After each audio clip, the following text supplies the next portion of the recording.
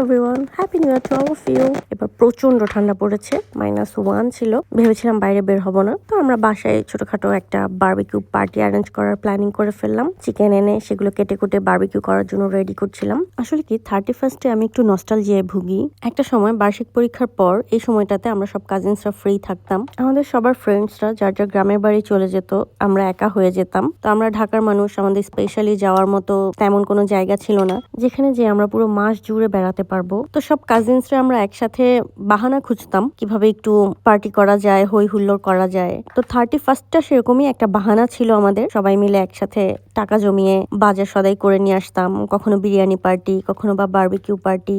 Barbecue করতে গেলে ওকে ঠেলাঠেলি, এই তুই বাতাস কর, তুই মশলা মাখা, মানে কি একটা ব্যস্ততা সবার। সবাই মিলে রান্না বান্না করে একসাথে খাওয়া দাওয়া, তারপর ফায়ারওয়ার্কস। যদিও আমাদের বাসা থেকে ফায়ারওয়ার্কস এর জন্য নিষেধাজ্ঞা ছিল, আমরা লুকিয়ে লুকিয়ে করতাম এবং বকাও খেতাম। এরপর রাতভর গান, কবিতা, আড্ডা। এক কথায় 31st বা 1st জানুয়ারি আমাদের কাছে আলাদাই একটা ফেস্টিভ্যাল হয়ে দাঁড়িয়েছিল।